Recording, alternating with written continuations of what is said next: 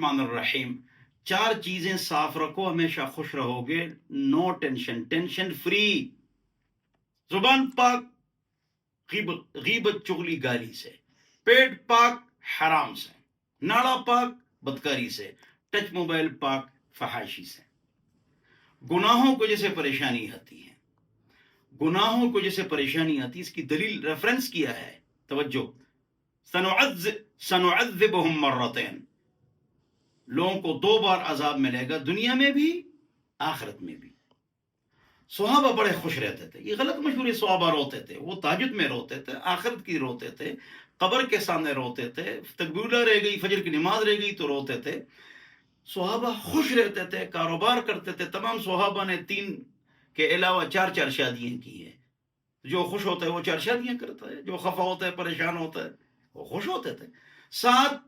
10 عشر مبشر ہے، 7 بڑے تاجر ہیں، تاجر ہیں بڑے، ارب پتی، بل گیٹ سے مالدار.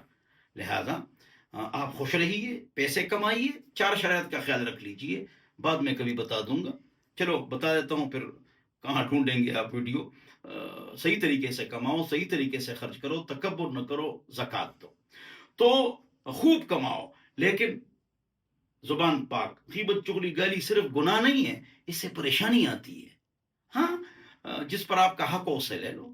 اس کے علاوہ اپنے آپ کو خوش رکھو، کسی کے کام میں کام مت کرو، اپنے کام سے کام رکھو، خوش رہو، ہر ایک کے لیے دعا کرو.